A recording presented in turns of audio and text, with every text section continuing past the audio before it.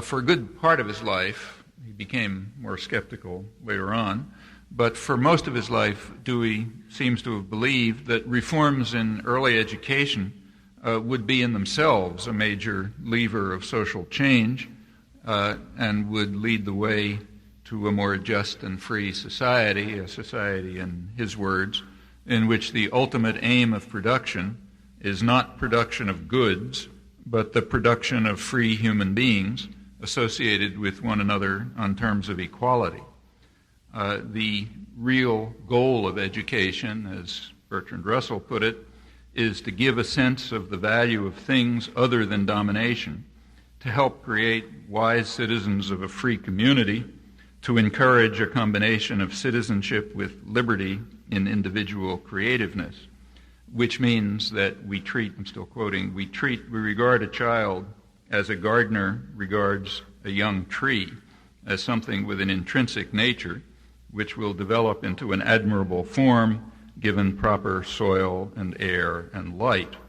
And much as they disagreed on many other matters, as they did, Dewey and Russell, who are certainly two of the leading figures in the intellectual life of the 20th century, they did agree on this humanistic conception, as Russell put it, with its roots in the Enlightenment, which expressed where it was common to express the thoughts in very similar words. The idea that, for example, to cite one British Enlightenment thinker, that that education is not to be viewed as something like filling a vessel with water,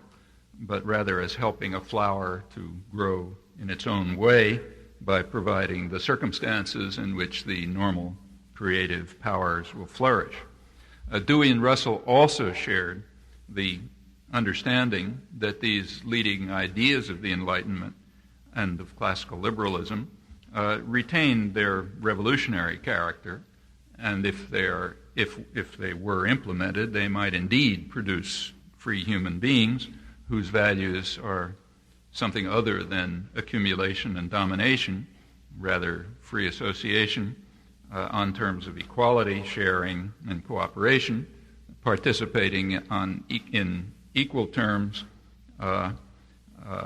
to achieve common goals, democratically conceived, and with only contempt for what Adam Smith denounced as the vile maxim of the masters, all for ourselves and nothing for anyone else,